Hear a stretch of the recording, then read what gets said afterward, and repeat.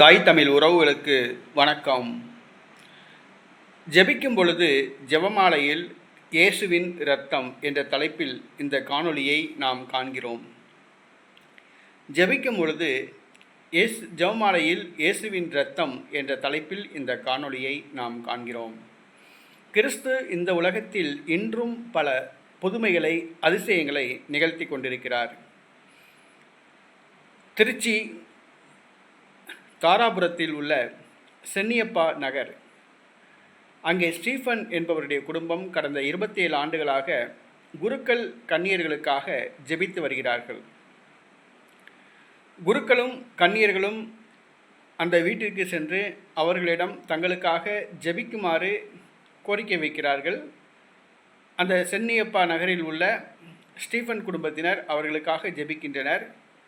கடந்த 27 ஆண்டுகளாக தினந்தோறும் அவர்கள் ஜெபித்து கொண்டே உள்ளனர். ஒருமுறை அவர்கள் ஜெபமாலையை கையில் வைத்து அன்னை மரியாளிடம் ஜெபித்து கொண்டிருந்தனர். தினந்தோறும் ஜெபமாலை சொல்வார்கள். தினந்தோறும் ஒரு 10 தடவை 20 முறை ஜெபமாலை சொல்வார்கள். ஒரு முறை அவர்கள் ஜெபமாலை சொல்லி கொண்டிருந்த பொழுது அந்த ஜெபமாலையில் இயேசுவின் இரத்தம் கசிந்தது. அந்த ஜெபமாலை முழுவதும் இரத்தத்தால் நனைந்தது. அவர்கள் அதிர்ச்சி அடைந்தார்கள். தங்களுடைய கரங்களிலே ஏதோ காயங்கள் ஏற்பட்டு அந்த இரத்தம்தான் அந்த ஜெபமாலையில் உள்ளதா, தங்களுடைய உடலில் ஏதாவது காயங்கள் ஏற்பட்டு அதிலிருந்து வெளியேறிய இரத்தம்தான் ஜெபமாலையில் படிந்திருக்கிறதா என்று பார்த்தார்கள்.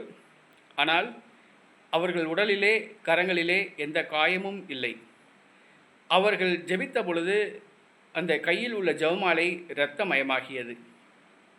இது அனைவருக்கும் ஆச்சரியத்தை அளித்தது. அவர்கள் பரவசப்பட்டு போனார்கள். அந்த ஜெபமாலை தற்பொழுது காட்சிக்கு வைக்கப்பட்டுள்ளது.